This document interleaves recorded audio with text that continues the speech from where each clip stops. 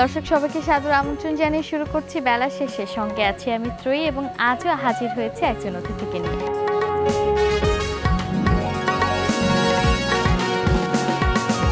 চলে এলাম অতিথি পর্বে। আজ আমার সঙ্গে আছেন সঙ্গীত শিল্পী নূরজাহান আলিম। তার সাথে কথা হবে, আড্ডা দেব।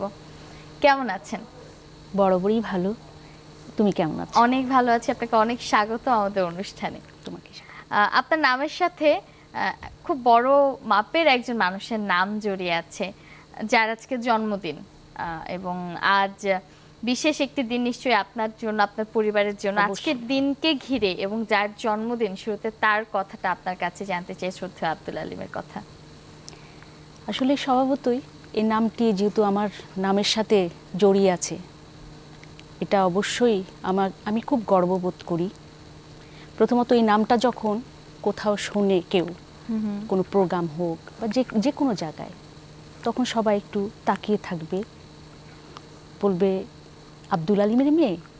এই যে একটা বিষয়, নিজেকে তখন আমি খুব গর্ববোধ করি যে তখন ওই মুহূর্তে যে কেউ স্ট্যান্ডিং হয়ে যায়, মানে আব্দুল আলিমের মেয়ে, অবাক। মানে এই যে একটা ভালো লাগা, এটা আসলে আমি বলে বোঝাতে পারবো না। আর বরাবরই যে বিষয়টা যে আজকে তার জন্মবার্ষিকী, বিভিন্ন প্রোগ্রাম তো থাকেই, বাবাকে নিয়ে কথা বলতে হয়, বিভিন্ন প্রোগ্রামে যেতে হয়, এবং চ্যানেলগুলো তো আছেই, সেখানে প্রোগ্রামগুলো করতে হয়। খুব ভালো লাগে। এর বাইরে বাসায় আসলে আজকের দিনে বাসায় তো বাবাকে নিয়ে হয়তো যেটা হয় যে মিলাদ মাহফিল তো করি, তার কবরস্থান বনানী, সেখানে আমরা জিয়ারত করি। এটা হচ্ছে খুব কমন কিছু প্রশ্নই আসলে হয়ে যাবে। আপনার চোখে আপনি কেমন দেখেছেন আপনার বাবাকে? আসলে সত্যি কথা বলতে কি, আমার বাবা যখন চলে যান তখন আমি অনেক ছোট, যেটা আমার বোঝার বয়স ছিল না। আমি আসলে বড় হয়েছি আমার মার কাছ থেকে শুনে শুনে, আমার বড় ভাই বোনদের কাছ থেকে আমার বাবার কথাগুলো শুনেই বড় হয়েছি। আমি বাবাকে আসলে ওইভাবে পাইনি, যার ফলে ওই আক্ষেপ বলো বা ওই কষ্টটা, ওইটা আমাকে ভীষণভাবে তাড়া দেয়। এটা একটা বিষয়। তাকে দেখতে না পারার, দেখতে না পারার, তাকে এই যে এতগুলো বছর হয়ে গেছে, তাকে আমি হয়তো বা আমার যেটা মনে হয় যে বেঁচে থাকলে হয়তো তার সাথে আমি গান করতে পারতাম, হয়তো সেই সৌভাগ্যটা আমার হতো, তার সাথে বিভিন্ন প্রোগ্রামে যেতে পারতাম। তার মানে বাবার মেয়েদের প্রতি যে একটা টান বা আদর ভালোবাসা, সেটা হয়তো পেতাম, সেটা পাইনি।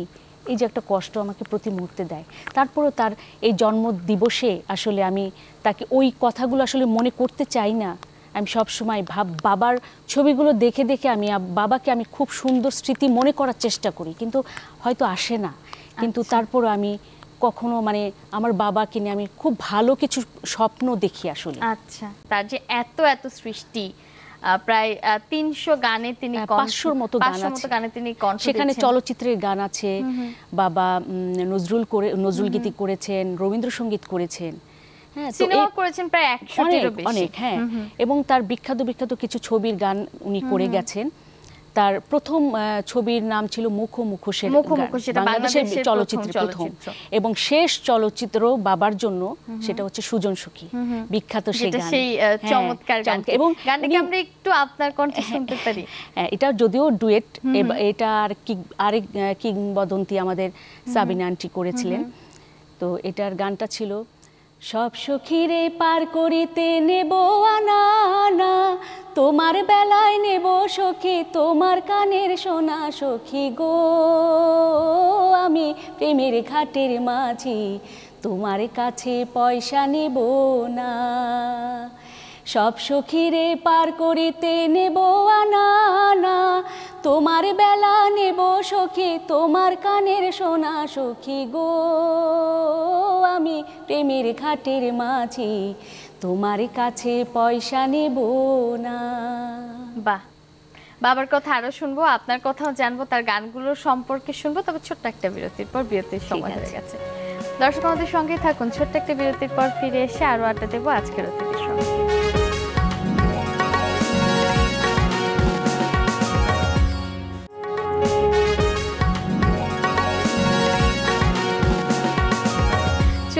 বিরতির পর দেখছেন বেলা শেষের সঙ্গে আছে আমি ত্রয়ী, এবং আজ বিশেষ একটি দিনে আজ আব্দুল আলিমের জন্মদিন। কিংবদন্তি সেই সঙ্গীত শিল্পীর কন্যা আছেন আমাদের সঙ্গে অতিথি হিসেবে নূরজাহান আলিম। আবারও কথা বলবো তার সঙ্গে। আপনার কথা একটু জানতে চাই, বর্তমানে আপনি কি নিয়ে ব্যস্ত আছেন? বাবাকে নিয়ে আসলে আমরা প্রথম একটা মৌলিক অ্যালবাম করেছিলাম, এটা গত বছর। তো এখন যেটা হচ্ছে যে বাবার গান সবাই চাচ্ছে, যে মেয়ের কণ্ঠে যেহেতু আমি এখন গান করছি রেগুলারলি। প্রথমে আমি একটু গ্যাপ দিয়েছিলাম, আসলে গান অনেক 2-1 বছর আমি গাইনি, তো এখন রেগুলারলি করছি। তো সবাই এখন বলে যে বাবার গান কেন করছেন না, এখন বাবার গান করেন। তো এখন আমি যেটা পরিকল্পনা, আমি বাবার গান করছি, তবে সেটা সিডি আকারে না। আসলে আমাদের দেশে এখন সিডি একেবারে একদম বাজারটা নেই। তবে এখন আমি একটা করে গান করছি, সেটা হয়তো আমি অনলাইনে সেটা করব, অনলাইনে হয়তো সেটা দেব, বা আমাদের মিউজিক মোবাইল যে কোম্পানিগুলো আছে সেখানে হয়তো আমি তাদের সাথে একটা যাব। তো এভাবে হয়তো আমি করব, কিন্তু সিডি আকারে হয়তো আমি এখন এই মুহূর্তে বের করব না। আর স্টেজ প্রোগ্রাম তো আছে, সেটা তো আছে, তারপরে টিভি প্রোগ্রাম, সেগুলো নিয়ে ব্যস্ত।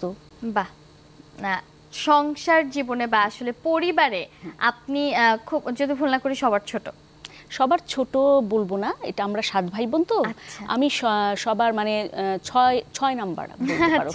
শেষের দিকে আমার আরেকটা বোন আছে, আমরা পিঠাপিঠি।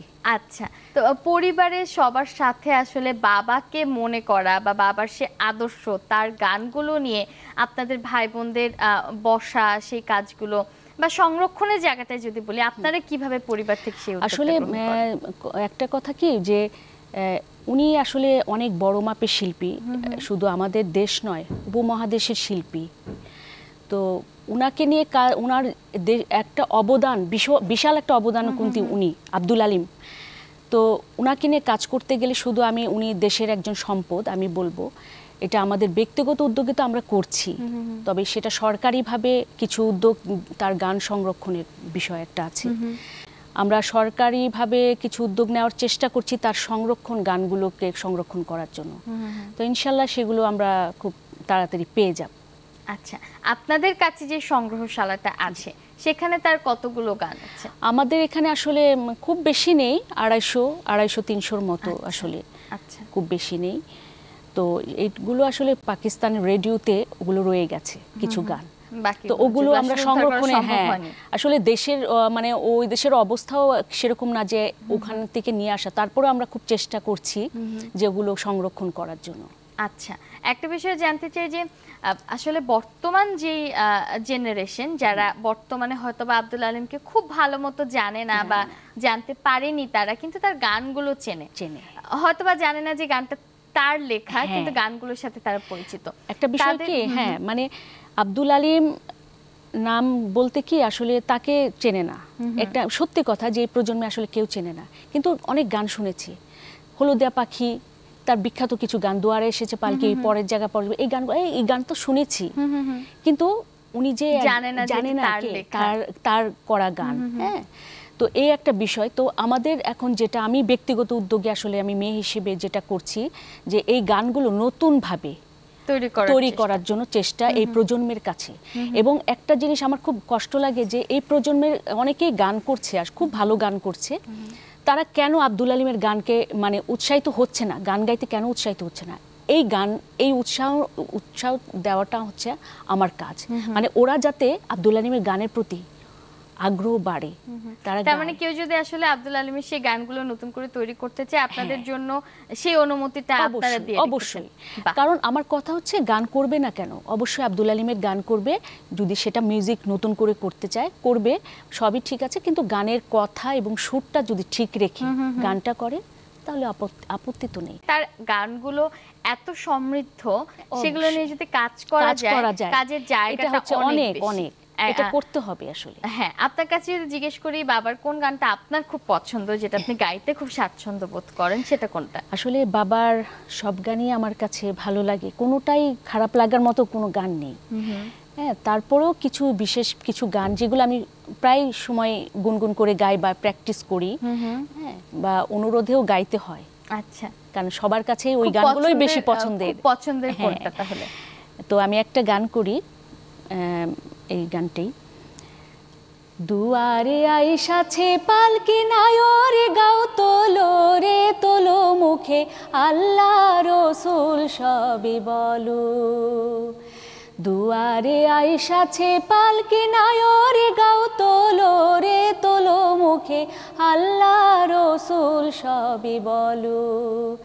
ও মুখে আল্লাহ রসুল সবে বলো। বাহ, আরো গান শুনবো, আরো গল্প হবে ছোট্ট আরেকটি বিরতির পর। ঠিক আছে, দর্শক সঙ্গেই থাকুন, ছোট্ট আরেকটি বিরতি নিয়ে ফিরে এসে আবারও গল্প করবো আজকের অতিথির সাথে। দেখছেন বেলা শেষে এসটিভির পর্দায়।